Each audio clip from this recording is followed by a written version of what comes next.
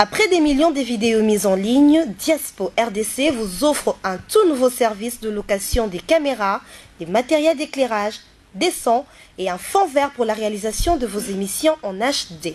Mais aussi la couverture de vos mariages, la réalisation de vos séries télévisées, vos clips et toutes sortes des émissions et reportages. Vous aimez la qualité ? Contactez Diaspo RDC au plus 243 81 40 47 978. Je répète, plus 243 81 40 47 978. Diaspo RDC, ensemble de communautés congolaises dispersées à travers le monde. nakoloba mingi te nakemba ngokopesa mbote na bandeko koza na bango mbote na yo mama Celia mbote mama Gisèle mbote également na invité na biso après mbote shalom ma sœur Gisèle et ma sœur Celia na saluer ba agent nyonso ya étoile du ciel nzambe apambola bino pe na pamboli bandeko nyonso bazuza opportunité ya kolanda réaction yangai na mwasi na ngai nazui lolemo pona koloba yango par rapport ya magazine elekaki sur le vendeur de foie oyo ndeko na biso Emmanuel Reds bayaki ko réaliser na moningane ya cameraman Radek na télévision TF1 donc nakanisi bandeko bazolanda biso bakozala déçu te mais bako comprendre pe bakozala édifié par l'œuvre du Saint-Esprit na mainyoso tokoyeba na koloba nalandula kokebi nyonso mais eloko mona mono soulevé wana olobi likambo ya vendeur ya foi yango pe tokokotela kambala moko po omeka ko réagir parce que eza vraiment kokamwisa ngai foi bakende koteka ngo na éviter. Merci beaucoup sœur Gisèle. Je vais m'adresser à tous les chrétiens du monde entier et particulièrement à la communauté congolaise. Il y a diaspora au bazana 5 continents nyonso ezo composé planète Terre au biso tozali pa itovandi. Donc je crois ngai yango vous remarquez na ba réponse na ngai des fois na ndoloba na français le des fois na lingala parce que batu balandi documentaire to magazine o ezaka ka ba congolais te mais na ba étranger belé mususu oyo ba yebi lingala te balandi yango d'abord pona ba ndeko na biso oyo bolandaki documentaire oyo je vais vous dire étant serviteur de Dieu et votre frère que vraiment nous de notre part nous sommes déçus. On ne pensait pas que bandeko na biso bayaki na ba intention ya ndingwana ya konuire to ko combattre musala oyo tozali ko sala. D'abord avant na l'accès image pour comprendre que onga naza ko qualifier na TF1 na émission 7 à 8 ko banda na présentateur les reporters oya chaki voix pe présentateur émission na caméraman na bango qu'ils ont fait de l'amateurisme. On a zobenga lokola ba confrère toyebi na bango musala moko ya journalisme. Emmanuel qui m'avait contacté a bengi ngai plusieurs fois pe nazana ba meya banda komelanga. Lukenga par l'entremise d'un frère aza awa Richard. Je crois tozo interview na epe tokoti yango que bazaki na posa bayoki sango ya maman 100 jours. Basali nzambe mususu mais na olobela maman 100 jours.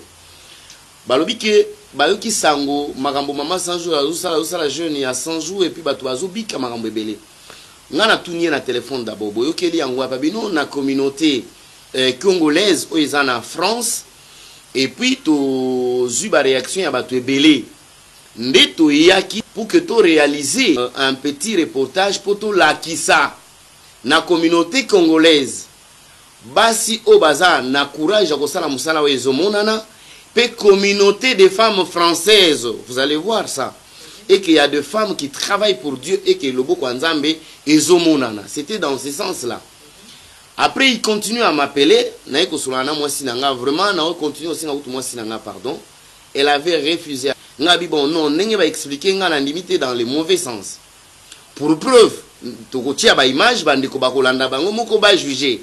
Ba ekoya na Kinshasa, nayambi bango nandako. Tangu nayambi bango, je crois, ndenge na oloba bazo illustrer ba image ndenge na yambaki bango, bakomi, vous allez remarquer, nayambi bango na losambo, ba ebisi nga lisusu de vivre voix que non, nous voulons réaliser ces reportages pour tout la kisapa ba tomisala onza mazosala pour na nzela ya maman 100 jours. Je suis allé parler à mon épouse, maman Abini, je crois bandeko bazolanda bazomona image.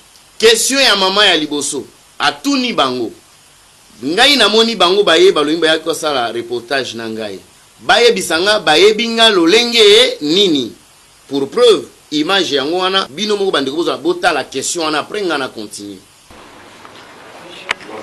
Bonjour, enchanté. Bonjour. On l'a connu parce que à Paris, on est allé voir la communauté congolaise. Quand j'ai su que ça m'intéressait de raconter un petit peu les différentes églises ici à Kinshasa. Et on m'a parlé, les deux principales personnes qu'on m'a parlé, on m'a dit qui en ce moment étaient bien, avaient beaucoup de fidèles, c'était donc monsieur l'évêque Mukuna et puis Mama Sanjour. Donc c'est pour ça qu'on a décidé de voir ces deux-là. Tous les autres voulaient aussi qu'on vienne les voir, mais on n'a pas le temps, on est là que 5 jours.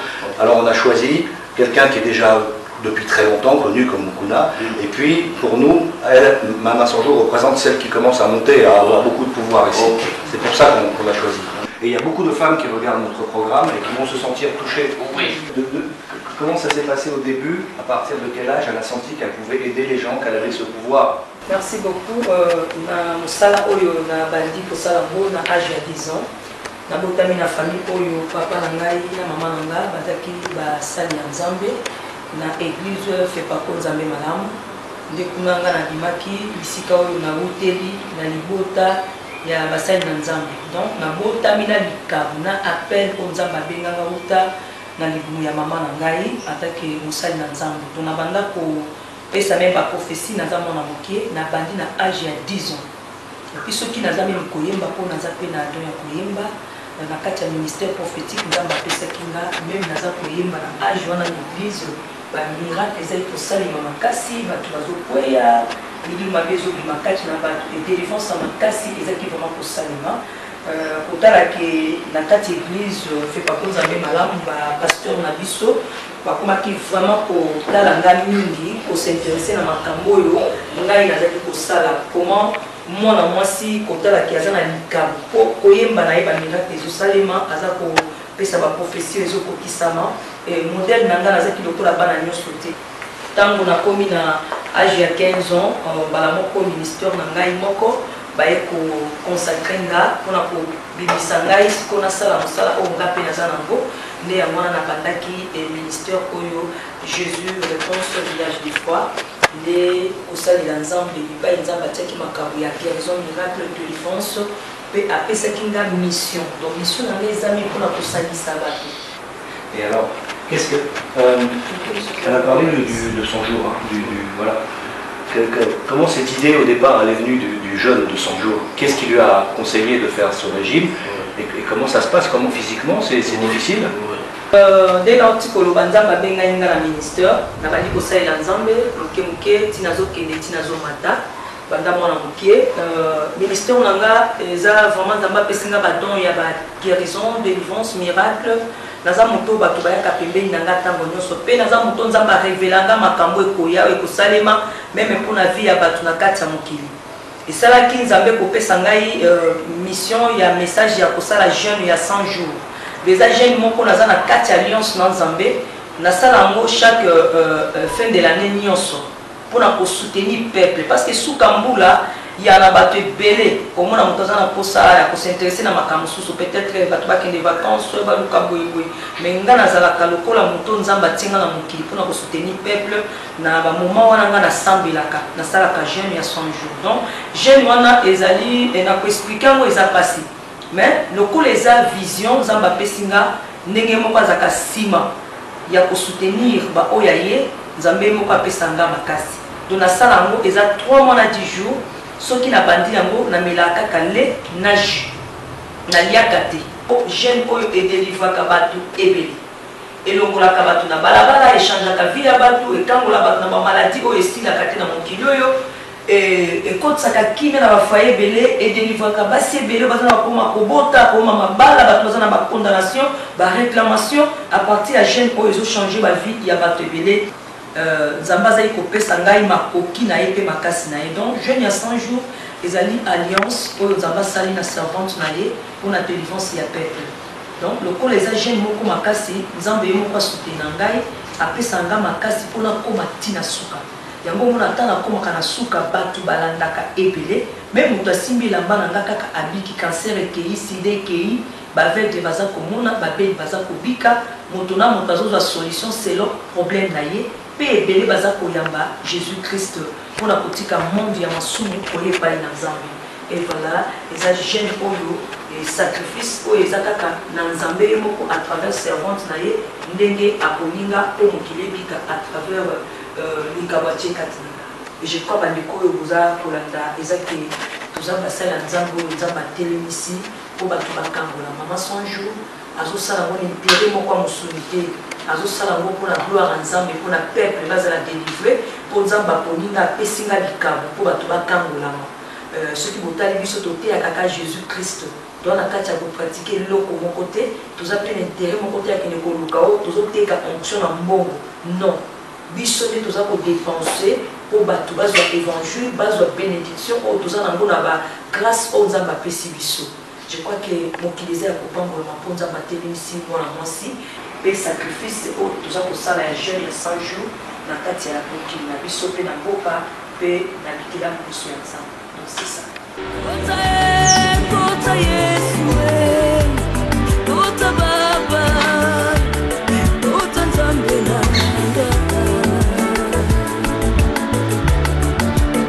luka Nzambe yo ke batu ya mokili o mokili yebi réalité kasi yango vérité te oyo Nzambe oyebi mpona ngai yango mokili yebi te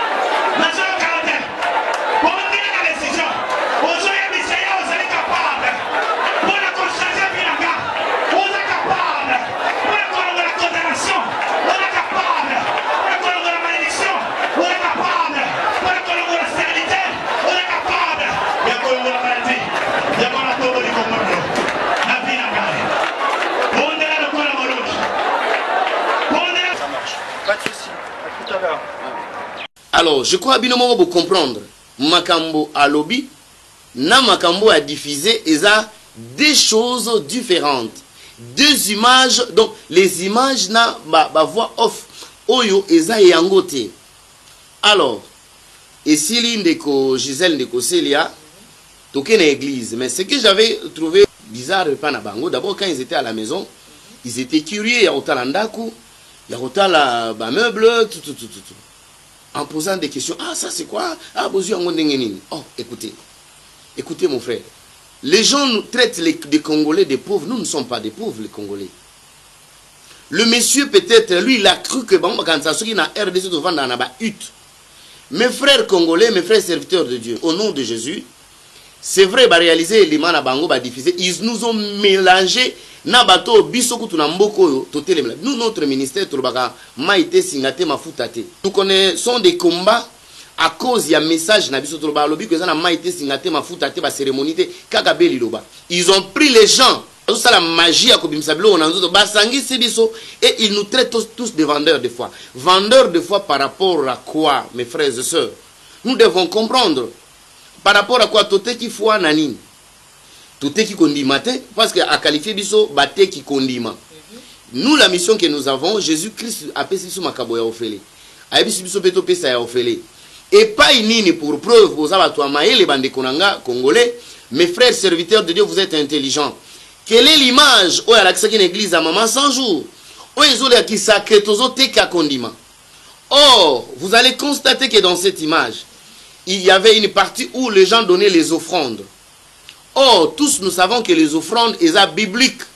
Même l'église catholique, pendant que qu'il te sili, offrande volontaire, il a filmé. Je ne pouvais pas l'interdire. Les gens offraient leurs offrandes, mais dans les documentaires, lui, il dit que non. Ces gens-là payaient les droits de délivrance. Oh, bateau, bazo, na biso ebele, même bazana na diaspora ebele, bande na biso basimba bana poto, ba ebibiso, ba yaga ba prière na Kinshasa, ba vandi na hôtel to zobondela, ba vandi na biso, to senga kabatu. Biloko te, to senga batu mbongo te, to senga batu ba droit même à réception te.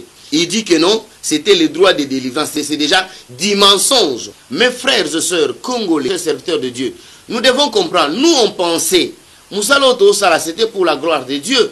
Et que tant que misala wana ya maram, comment azamé na biso ekomisami toko gagner ba amususu. Topé sande ko ba support, ya ba croisade misala minene obiso to sala. Ati angote. Même une église. Bomoni maman alobi na déclaration que yete menzambe mtaza ko agir. Mais binono so bande konanga boyebi, vous croyez en Dieu, vous connaissez la puissance du nom de Jésus. Jésus-Christ nous a donné le pouvoir de marcher sur les scorpions, les serpents et sur toute puissance de l'ennemi. Les autres, oh, peut-être avec Mamazan, mettez Bazolo, esprit, mais non. Ceux qui ont habité, nous, les serviteurs, nous savons discerner et détecter les esprits qui dérangent le vie des gens. Parce que la chose spirituelle, ce que vous allez comprendre, Emmanuel prend les offrandes, il dit que c'était les droits de délivrance. C'est ce que moi je qualifie le plus grand mensonge de la TF1. Je qualifie la TF1 une télévision amateur par rapport à cet élément.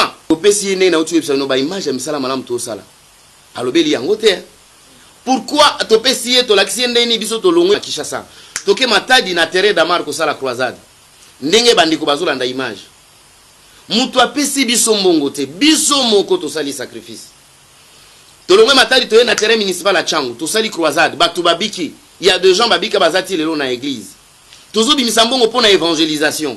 Comment il peut nous traiter de vendeurs de foi? C'était Emmanuel Red, c'est un menteur. Avec son caméraman, ce sont des menteurs. Le présentateur de cette émission, c'est un menteur.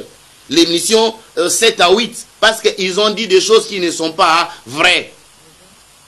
Alors comment biso to dépenser mbongo na biso? Évangile ya zolo bana biso que toza ba mi ba vendeur de foi en quoi? Apôtre Marc Londi, un alamdio vraiment avec une attention très soutenue. C'est vrai par rapport à magazine OEC plutôt l'équipe de TF1, des traiter nous va vendre des fois et tout, mais bah épingler les sous point moko vraiment Tika Kingai bah le que au s'autoproclamer apôtre, mais Bango ba yebela yo kozaki journaliste pour présenter l'émission ou s'autoproclamer apôtre tout ça aux années on habite mon lucratif au lukambongo mais yango otiki musala na yo o ya toujours ce comme apôtre donc on doit tester en mot donc on s'autoproclamer ou bien c'est un appel de Dieu. Merci ma sœur Célia. Vous savez d'abord Emmanuel Red et son caméraman et présentateur à mission na basambela nzambeni. Ils sont de quelle religion? Est-ce qu'ils connaissent comment on consacre les apôtres? Est-ce que bayebi ndenge basali nzambo to uti poto za basali nzambelelo? Écoutez Célia, moi je suis chrétien depuis 91, depuis 91. Moi j'ai commencé à prêcher la parole de Dieu depuis 92. J'étais dans une assemblée du groupe de prière qu'on appelle Assemblée chrétienne Shalom à Bumbushi à Lubak. C'est là où les communauté à foi chrétienne. Mais pour mon ministère, là où j'ai été consacré serviteur de Dieu, apôtre avec ma vocation, c'était à la 5e communauté de l'ECC, CELPA, communauté des églises libres de Pentecôte en Afrique. Quand on a commencé la paroisse à Selemba Wakambi, c'est nous, le premier jeune serviteur autre soit la Kinzambe. Il y a mes amis même autres, ministère avant. Je ne sentais pas commencer mon propre église. J'ai travaillé dans mon communauté et puis j'allais prêcher dans d'autres églises. Et quand je me suis marié avec mon épouse, je l'ai trouvé avec un grand travail. Je ne devrais que laisser là où j'étais, travailler dans les ministères de mon épouse. Je n'ai pas ici le devoir d'expliquer à Emmanuel Lourdes comment est-ce que moi je suis serviteur de Dieu. Il m'a trouvé serviteur de Dieu, il a dit des mensonges. Parce qu'on n'a pas eu le temps de parler avec lui sur mon apostolat, sur mon ministère. Vous comprenez, Célia? On ne s'autoproclame pas serviteur de Dieu, mais on est serviteur de Dieu. Tobenga maka. Moi, j'ai travaillé ici, en dehors de ma profession, j'étais toujours serviteur de Dieu. Donc ça, c'était ces dix mensonges. Il dit que j'ai laissé ma profession pour s'autoproclamer apôtre.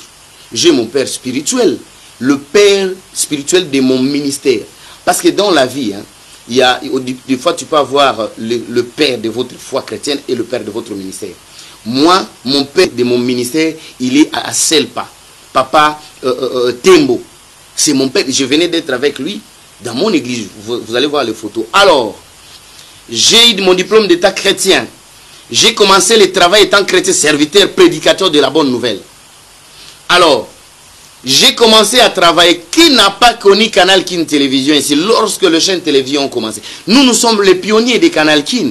Même vous, mes frères qui êtes dans le monde. Nous, on a connu l'argent. Moi, l'argent, ce n'est pas seulement dans le ministère. Vous, Célia, quand je travaillais encore dans le ministère, vous m'aviez connu. Je n'ai jamais été un journaliste pauvre ou malheureux. Je connaissais l'argent depuis longtemps. Donc, le Dieu que j'ai servi et avec ma profession me bénissait. Naïbi mbongo izanini. Nzambe apambola kinga nazo sala po naza pe mosali na nzambe apesinga mbongo. Naza maïle, naza chrétien. Alors, pourquoi il doit me traiter que tout le monde est un évangile kolambo na bandi mwanzambe lelote na bandango na yebinde ni nzamba pambola mutu soko zo servir. Alors ça c'est encore un grand mensonge. Emmanuel Lourdes na Radek caméraman na présentateur wana que j'ignore les noms. Il y a émission 7 à 8. Ba salinde mbongo ba partenaire ya liboso biso na église. Ezali ba cadre ngai ba collaborateur nyonso baza na coordination nde ba partenaire ya mbo ya église ba croisade nyonso mona to sala mbongo ebimanga pa na biso moko na église ba collaborateur nanga ils ont des moyens to sangisa rapé to sali musala. Ce blanc là c'est un complexé. Il a cru que awaya okuta biso ba pasteur na ba hut akanti ba congolais ba vana na ba hut aye awa moninda kuna il ne faisait que regarder la maison azuka mo ba meuble akutia na moni il était complexé yebisanga ndeko nanga congolais ozolanda ngai. Yo otombo ki obengi biso ba pasteur ba aventurier. Non, nous ne sommes pas des aventuriers, nous sommes des hommes de Dieu. Tozo bonde la pona ba vie ya batu ezo changer. Peut-être bino po bovandi mingi na poto ba makamsu bozo réagir par rapport à ba milliers o bovande nango. Mais non. Kiti nini ya kuir o bino ekolekela bino mutu. Donc ne bino bozo na poto bozo vanda na banda kuna bango batongi kitoko, bozo vanda na ba meuble na bango a cuir. Donc ba moni ke kozalaga akuna na poto. Ah, et cause à la thé. Mais ces blancs-là, c'est moquer de nous, mes frères. Donc, dès que nous avons na banda, nous avons mérité na banda kouana, et pas la binon de faux na ba hut. Non, mes frères et sœurs. Faut pas tout côté na ba makambo moko, ils ont minimisé biso. Kitini ya cuir, yo ekobangisa, yo mundelo wana sakana na biso. Donc, biso ba congolais, to vana na ndako eza climatisé té. C'est vrai, on a dit vraiment avec beaucoup d'intérêt. Au lobby que vous avez qui possibilité tout ça. Mais selon Bango à lobby que bah remarquer qu'il y a beaucoup de souffrance l'église, vendre des paniers aux autres contrôler. Si quoi on a dit Cambouana, bande ko balandi ni ko ekoloba par rapport ya affirmation va bien sûr nous devons contrôler ce qui a un intérêt. Ok. Merci. Le plus grand mensonge de la TEF à l'intitulé on a empêché ça na élément on a sali na bino. Est-ce que Emmanuel Lourdes a eu organisation église? Écoute, l'élément qu'il a mis là, maman Fifi, au fond d'église Ekoti, combien? C'était par rapport à sa question. C'était après culte. Moi, j'étais assis là au Bisoto Vandal. Nous sommes très bien organisés. Il y a des femmes au Enabato qui parlent de la finance et si les rapport, c'est normal, c'est comme ça. Dans l'organisation église. Maintenant, moi, j'étais assis. Emmanuel Atuningaï, est-ce que Donc ndenge nini yo ozo entretenir mituka na yo nanda kwana kitoko eza ndenge bambongo bato bapesi yawo ozomana déjà c'est un menteur a tuninga question mususu a filmer lo mususu a diffuser mais yo kama mazolo banga bi non je vais te démontrer parce que son souci il fait dans la mission batinda ki babi to sala mbongo ndenge yo ki balobi yango ngabi mais non je vais te démontrer que ce qui pona mbongo pona olingana za la temps plein te je vais te démontrer wana libanda ki tu sais sili to pusani na ye ndezo kana otuna question wana pona ye parce que na le bisi na démontrer que ça pona mbongo te to sala nzambe pona vocation pona sacré ekulus obiso tondimi ke to simba sharia yesu to keneti suka molongo. Alors ndena otunela ye maman Fifi offrande ya église ekoti combien ndi maman na ebisi albi 55 000. Bon ndenge ni to sala ki équivalence ya 55 000 euros to sala ki yango na ye ngana ebisi ngabe écoute tu vois 55 000 francs tout solo la na ye à peu près 55 euros mettons comme ça.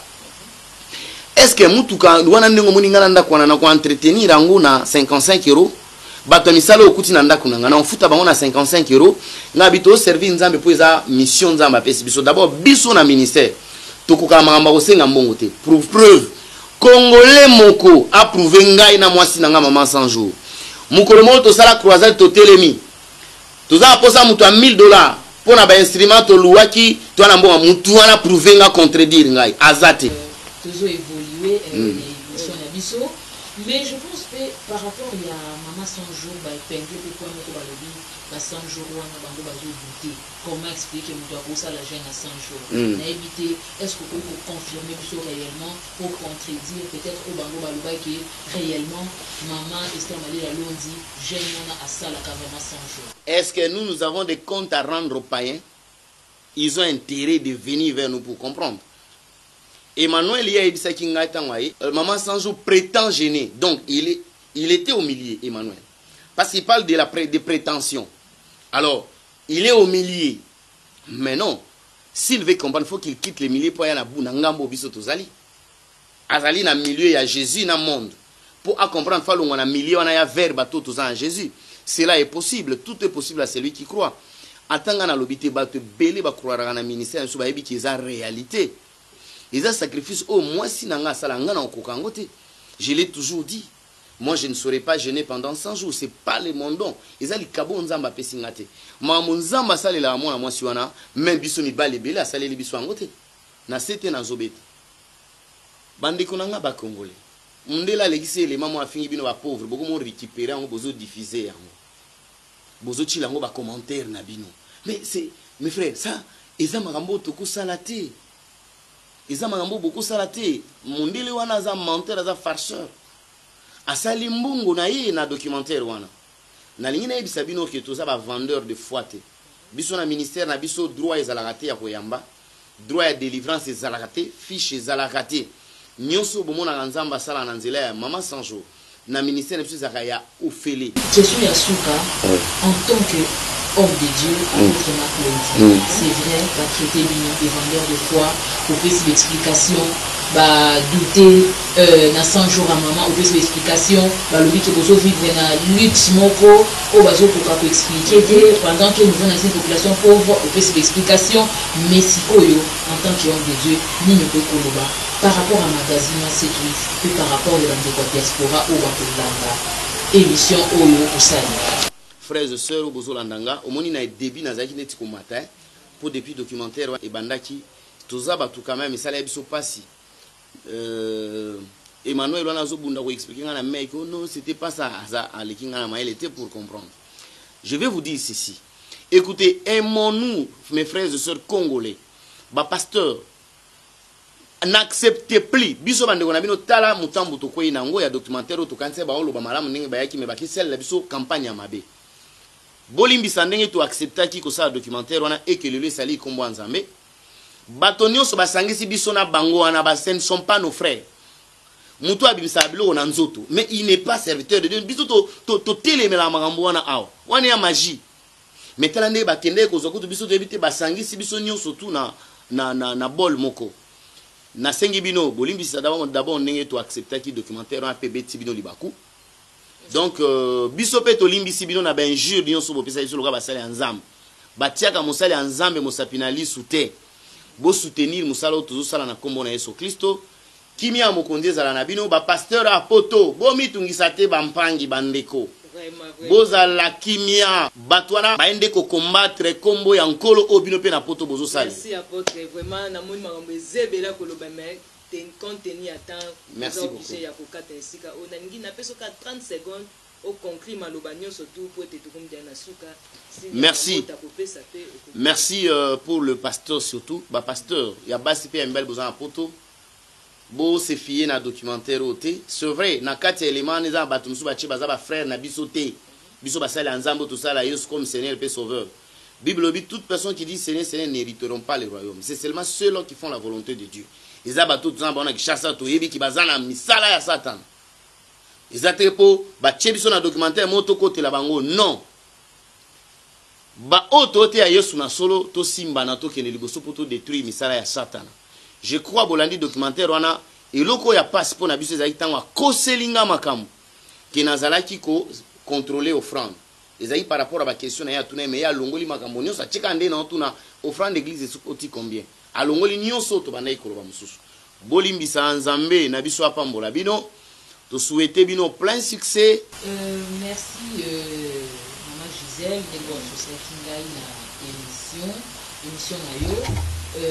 Merci également de nous Bolandi Bisso, après la bande nyonso ya ikumba ou la éparpillé à travers le monde entier. Merci l'émission. Je pense que apôtre Marc Londi Azala qui est vraiment clair, vous comprenez qu'il a levé équivoque par rapport à Oyo nyonso ba akiza qui est na affirmation nyonso gratuite magazine C8 il y a TF1 et portail qui vraiment sur couple na bango si on peut les dire ainsi. Je pense que vraiment à éclairer lanterne.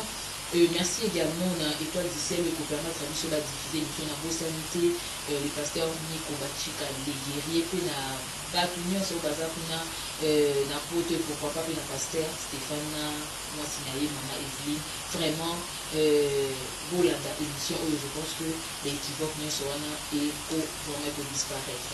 Merci Nayo Maman Célia pour la disponibilité Nayo, merci pour Nayo apôtre pour la disponibilité et Nayo ko ebsaka bande konyo surtout merci parce que nabi que vraiment vous avez sur question na mitu na minute parce que bozui bi ya ndenge papa na biso apôtre Mike Lone a réagi azaki vraiment na malobebela koloba so to bito konte koloba to ko la ta veye mo mama kamwa koloba meto ko continuer kango vraiment nzambe apambola bino na bande konyo so pe basalaki o basimbaki micro po ete image o ya kitoko pe émission ya kitoko mabanda kuna bino ndeko Freddy ndeko Yves, ndeko Yves ndeko Ipo vraiment nzambe apambola bino encore de la force pour ete boy bakako toujours ko koba na misala o po ete makambo kitoko ekota na bandi ndeko na banda kwa bandeko bazolanda biso vraiment mbote na apôtre Produce Kazali mwana muke na kati na bakolo vraiment nzambe apambola na musalo zosala na bosanité na couple pastoral maman Lilian et pasteur Miko boza vraiment ba guerrier solo nzambe nanga apambola bino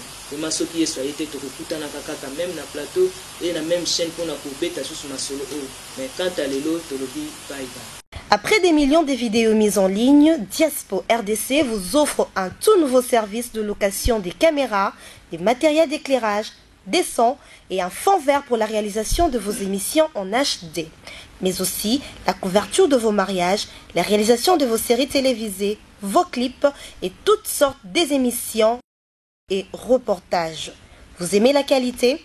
Contactez Diaspo RDC au plus 243 81 40 47 978. Je répète, plus 243 81 40 47 978. Diaspo RDC, ensemble de communautés congolaises dispersées à travers le monde.